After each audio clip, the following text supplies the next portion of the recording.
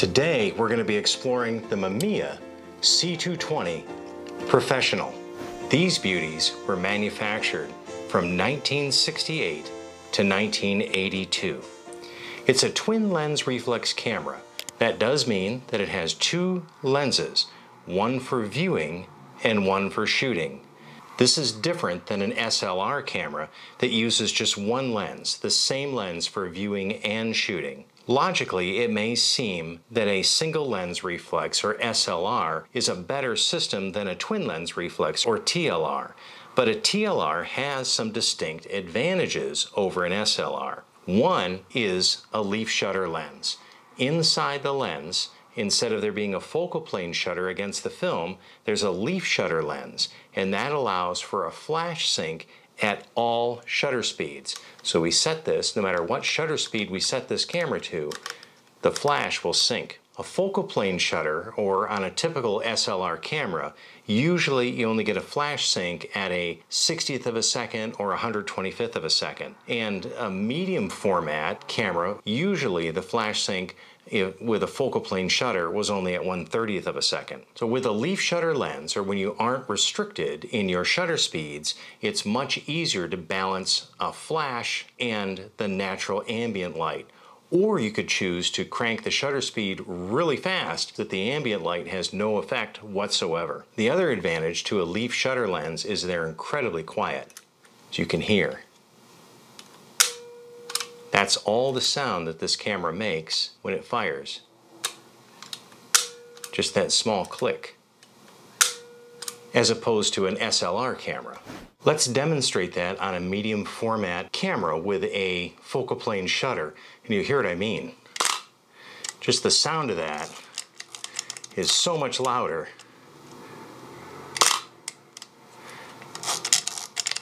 than the sound on that leaf shutter lens.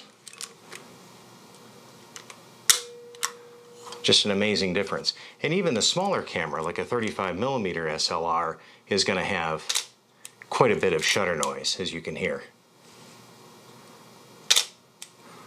Another advantage to the twin lens reflex system is that because you're looking through a different lens, with an SLR, when that mirror flips up out of the way, you have a blackout and you don't see that moment of exposure. You don't have that issue with the twin lens reflex. This lens is always open. You're always seeing your subject through the whole time you're doing the photographs. And also with a SLR camera, that mirror flop can cause some camera shake, and there's no camera shake with this guy whatsoever. Another advantage to a twin lens reflex, or any camera with a waist level finder like this one has, is that it's really easy to get low, get right down to ground level. The equivalent we have today, of course, is the articulated screens on a digital SLR, where you can flip that screen up and bring your camera right down to the ground. Now, it's not all a bed of roses. There are some real disadvantages to a twin lens reflex camera as well. One is that you cannot preview the depth of field. This lens, your viewing lens, is wide open all the time, as opposed to with an SLR, there's always a depth of field preview that you can press on that lens, and it'll stop that lens down and you can see the depth of field that you're going to have. Another real disadvantage is it's really difficult to use filters. If I want to put filters on, there is rings to screw filters, but you'd have to screw a filter on both of these so you could preview what's going on. If you try to use a polarizer filter, there's no way that you can preview what that polarizer is going to do. Filters are pretty much not used on twin lens reflex cameras. The biggest problem with a twin lens reflex is the parallax error. If you're away from your subject from a normal distance, that's not normally an issue, but the closer you get, the more of a difference there is between what these two lenses see. As you approach closer and closer to your subject, the parallax error really starts to take effect. And you can see this yourself. If you hold something up very close to your face and you close one eye and then close the other eye, the subject will appear to move because each eye is taking in a little different perspective. In this era, there were a number of companies that made twin lens reflex cameras. Rolleiflex was one of the most famous, Yashica Mat was another one, and of course Mamiya. The really unique thing about the Mamiya twin lens reflex cameras, they had originally a C22 and C33, then they improved those to a C220 and a C330. The thing that makes them really unique is the fact that these lenses can be interchanged. And I believe they made 7 different lenses for these cameras. The other thing that was really unique on these cameras is the fact that the focusing system is a rack and pinion system and focuses with a bellows. That means you can get an amazing amount of lens extension on these to photograph very, very close up. Another unique thing about this camera is that it would take either 120 or 220 film. I have this set up on 120 right now, but it can be set in a couple different ways to take 220 film. That's one of the things this lever is for. A 220 roll, you get twice as many exposures. The 220 rolls are double the length, but the spools that these films are on are the exact same size. So in order to put twice of a long of a roll of film, there had to be a compromise. The 120 film has a paper backing that goes over the entire length of the roll of film. 220 film, though, is designed a little different. There's a paper leader and tail that is affixed to that film. You start out with a leader and then it's raw film going through your camera and then a leader again, as opposed to the film with a black paper backing on it. The original cameras that took roll film like that, there was always a viewfinder in the back that was red. You could see the film counter because the exposure was printed on the back of that paper backing. But those cameras, of course, couldn't take a 220 roll of film because that window that would be right there would expose that roll of film because there's no black paper backing to block that light. This is a medium format camera, and medium format cameras all generally use the 120 and 220 film system, but they were designed differently and took different size of negatives. The most common sizes of the rectangle negatives these cameras would take were 6x9, 6x8, 6x7, and 6x4.5 centimeters.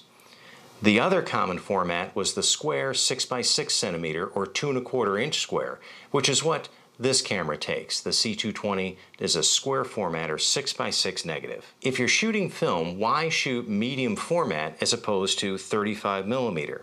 Well, most professionals in this era, when these cameras were made, used medium format cameras because of the larger negative that it had. I was one of these guys and I used medium format cameras. The larger film size has more detail. The negative is very much larger than a 35mm negative. So you'd have more detail, more resolution. You could make a larger enlargement from a camera like this. You could get up to a 30x40 inch enlargement, where usually with a 35mm camera, about a 16x20 would be about the largest before the whole image starts to really break down with grain. The other real advantage to the larger negative is easier retouching. Back in the 60s, 70s, and 80s, we didn't have Photoshop or Lightroom or Affinity Photo or Capture One to do any retouching.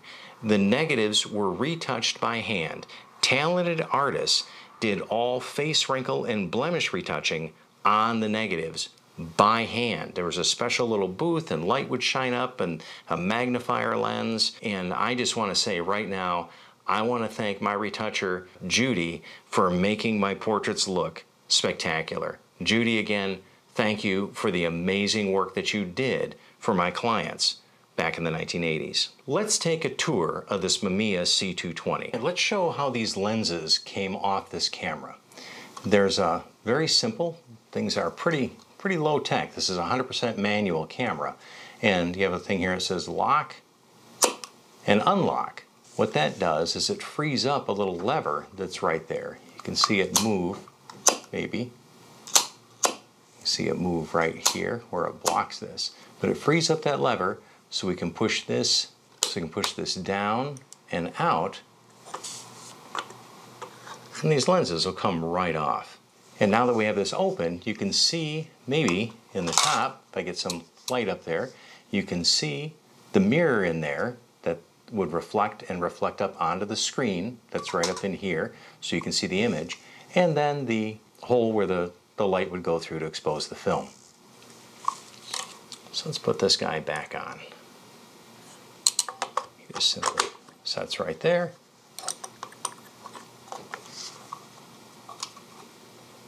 So mount right back on there, hold that all in place, push this top and bottom, flip our lock mechanism. We can't move this now to get that lens off of there.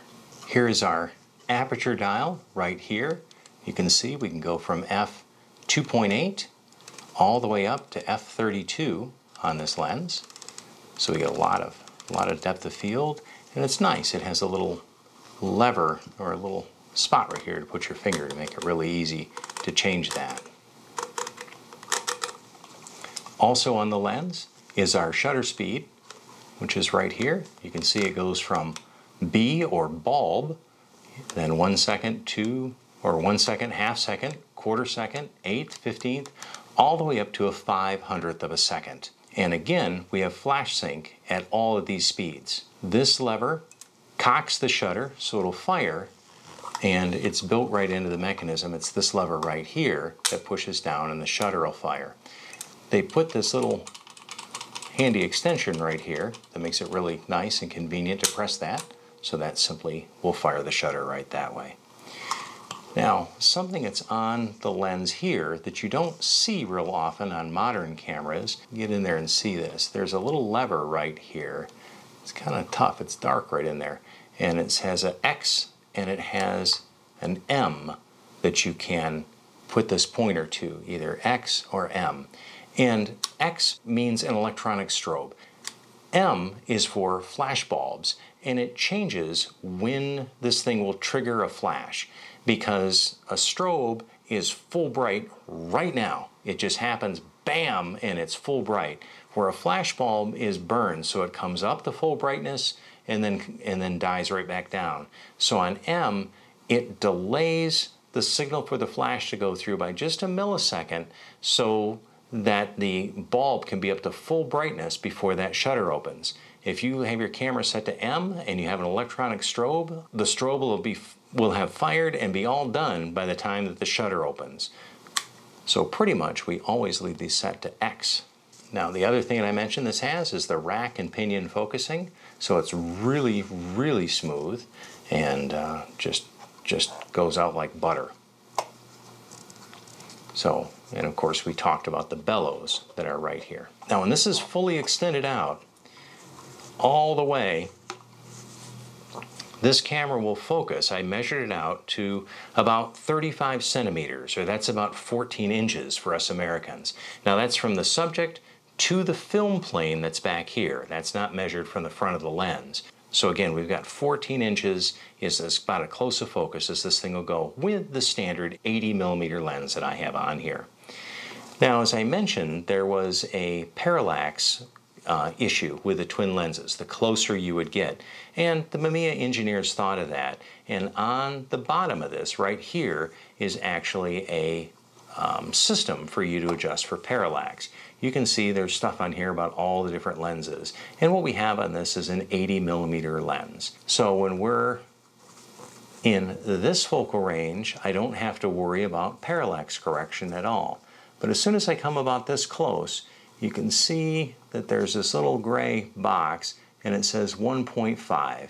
So if my focus, or what I'm seeing, is right in this here, then I know in the viewfinder there's a little line that indicates 1.5.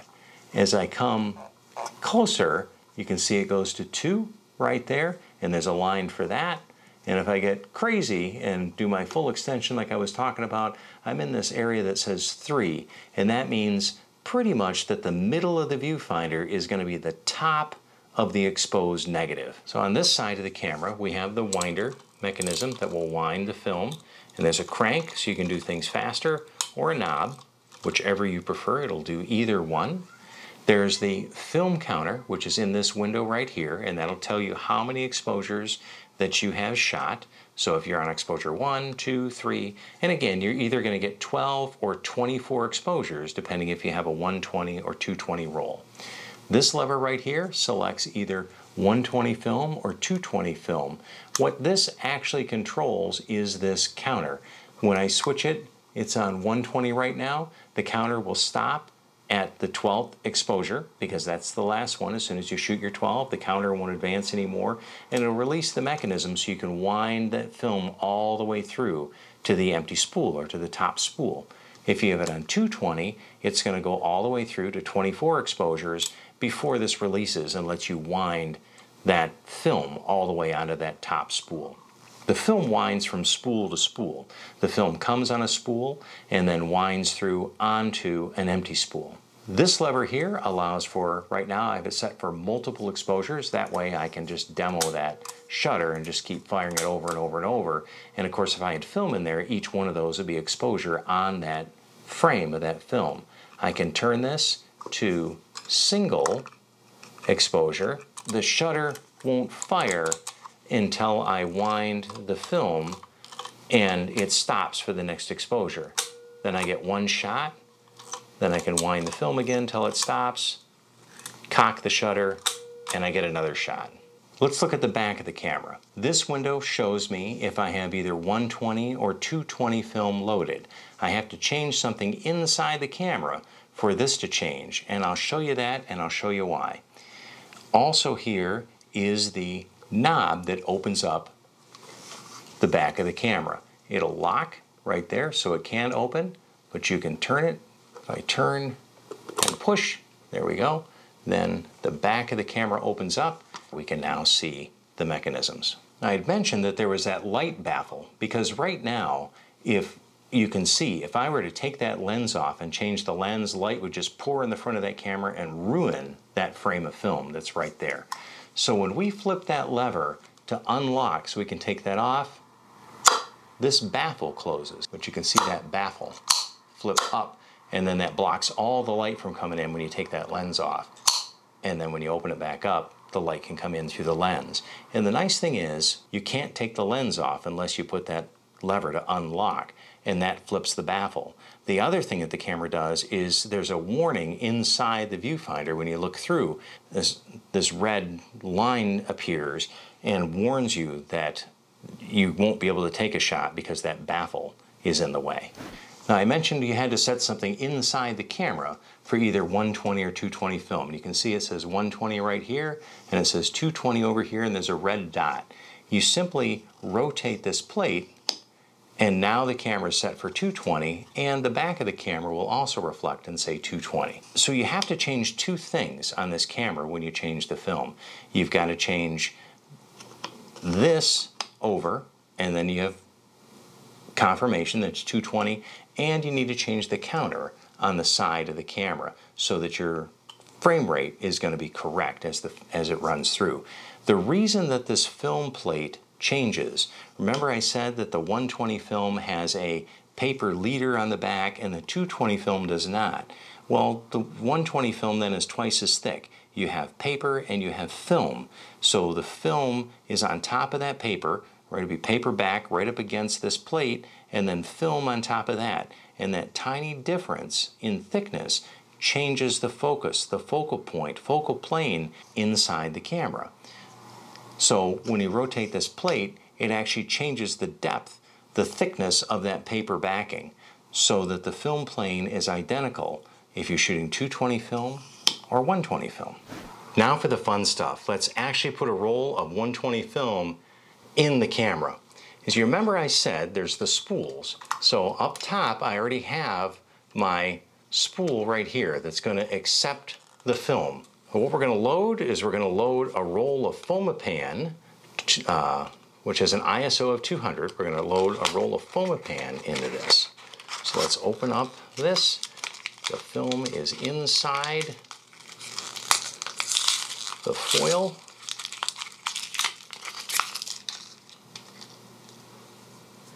It's a black and white film. We are going to tear the paper that it's like a little seal that's on it right there. So then we're going to put this roll of film into the camera. The one side goes in there. We pull this out. This will drop in, and we make sure that that's locked in. So then we pull the film up. In fact, it tells you, you get, if you're doing 6x4 5 negs, you're going to get 16, or some cameras will do 15. 6x6, you get 12 shots. And if you do 6x9, you're going to get 8 shots out of this roll of film. So it's kind of nice, they let you know. So let's get this. There's a middle slot right there. We'll just stick that film right in there and then continue to roll this up, make sure it catches. Then it says start. If you look close, you can see there's a red dot here and a red dot here. We are going to wind this film, and there should be an arrow coming up after that start that's right there. Those arrows point right at those red dots. Double check everything. We're set to 120 here. We're set to 120 here. We are good to go. So we're going to close the camera, and it closes pretty tight. It's pretty snug. We're going to lock this to make sure that it won't pop open on us, and then we're going to crank this through until my number here gets to 1. So let's make it easy. Let's pull this as a crank.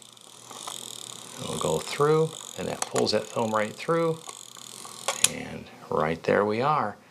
We're on number 1. We're ready to take our first shot. Hopefully that was a good overview of this camera and everything and how it works. I did want to show you though that the viewfinder, how it works.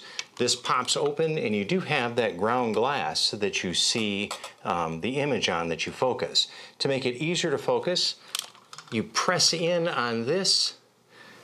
I'll show it a couple different ways, and then a magnifying lens flips up. So if I press in on this, you can see that magnifier pops up right there. Then you can look right through and focus really close, so you get really good detail on that screen. It's an amazing image on that screen when you see it. It has this incredible three-dimensionality to it. It's just like looking at a color photograph or a movie on a screen. One thing about this type of camera, waist level viewfinder camera, is that the images are reversed left to right when you look through this. The mirror makes them up and down is correct, but left to right is reverse. A view camera, the old style view cameras where you'd see the photographer put the cloth over his head, those images were upside down, but they were correct left to right. So the mirror makes it right side up, but then we lose the right to left. Hopefully you like this tour of the Mamiya C220 camera. This is one of my favorites. I love to shoot medium format. It's always been one of my favorite formats ever to shoot. I absolutely love square format photography. The next thing for us to do is to take this camera out in the field and do some photographs, but that is a subject for a future video. That's going to wrap us up for this, showing this camera. And oh, wait. Remember, while not everything that happens is good, there is good in all things. Thanks for joining me on this.